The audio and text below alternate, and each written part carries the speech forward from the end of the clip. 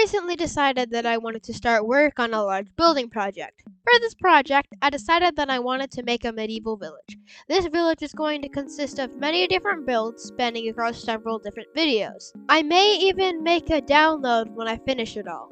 Maybe. I wanted to start out this building project by building a market square.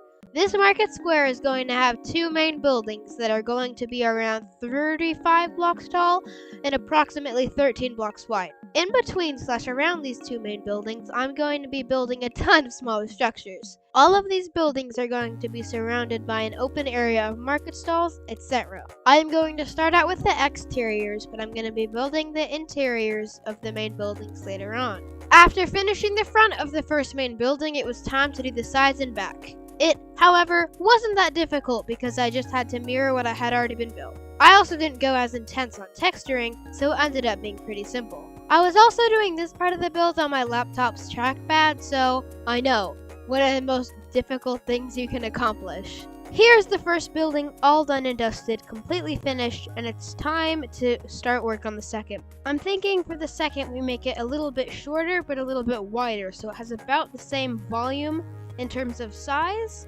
but wouldn't look too similar to this one. Of course, I'm going to be in keeping with the same style on this one, but I'm not going to be using the exact same blocks. As you may or may not have noticed, I tried to make sure that there wasn't a perfectly measured gap in between the two builds, so that it feels more organic and natural, you may say. I think that this build is a good example of keeping with the same style, whilst not building the exact same build or using all of the exact same blocks, while still keeping a consistent block palette. I also think I did an okay job at building a similar build that has different dimensions. I kind of do wish that I built it a little bit further back because I don't really like how the gap in between the two buildings looks, because it can get to a point where when trying to make a build look more natural or organic, it can actually affect how good it looks, because if you are trying to make it too organic, it might look low quality, or like if you try to do a gradient but it's too small, it'll just look like you were running out of blocks.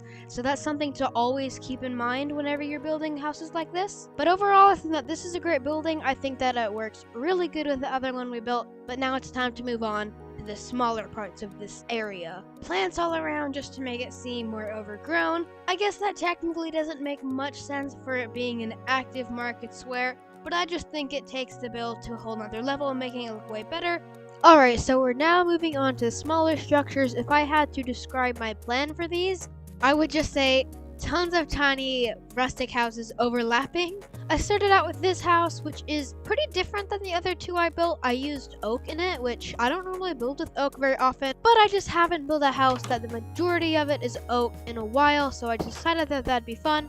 After building that house, I built a tiny filler house that is not going to have an interior. It's literally like a little shed, no details whatsoever. And then after that, I literally built a blank wall and then added a little bit of texturing to it. Now it's time to move on to the third filler house in this little area, and this little gap in between the two, I'm just going to be building 3. This third one, I'm thinking like a tower, just because I think that'll be nice. It was now time to make the main area that these buildings are surrounding. Don't worry, it didn't stay as stuff forever. I did texture it. In this main walkway sort of area, I'm going to be putting wagons and market stalls. Now it was time to build the amazing, super detailed wagon that I found on the internet. Yep. Oh dear, it's now time to build the interior of this, which we actually have a decent amount of space to work with. And also this interior, which is quite smaller and has more creepers as well. Now it's time to look at these other buildings. First off, we have this little market stall, which of course is super duper tiny. We have this little oak house. I already did the interior for it. Originally there's a crafting table, some way of transportation all the way up to this lookout tower. It's a little too small for a full interior, literally just 1 block. So I thought, why not? As it's a tower, it can be a lookout point. Because of course this medieval village is going to stretch out all the way over here. This one's so tiny, I'm not going to put an interior in here. Except that sign, apparently. And then this is literally just a blank wall. I'm lazy, okay? This wagon, of course, doesn't need an interior because it's a wagon. This one's absolutely massive. 4 stories. This one's a lot bigger than I thought as well. Okay, this is a little bit worse than I thought. It really doesn't help that I am very bad at interiors. Alright, the floor of the first floor is done. Probably actually fix these walls as well. And now a roof, and also some lights. Actually, you know what? Probably a little bit too many lights. So now we need some furniture. So my plan for this building. First story is a library, second story is a bedroom, and the third story is storage. I'm gonna go ahead and put the time lapse of the first story, and then I'll give you the tour.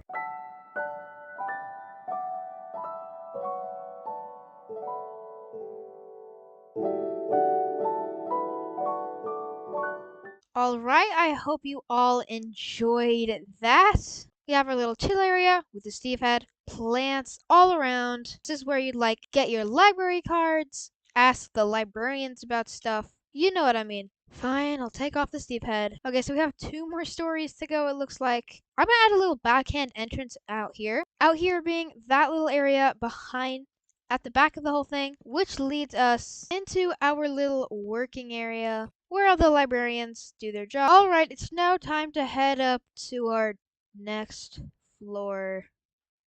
Guess I'm just gonna leave that for now. And by leave that for now, I mean leave it for next episode. I know I said interior plus exterior in the title, and we only did 1 floor, and that's not even to mention this house. Speaking of this house, hello. I have no idea what to do in this building. I want it to be a shop or something like that. I also want to keep this guy here. Thank you all so much for watching. I hope to see you all next time. Bye!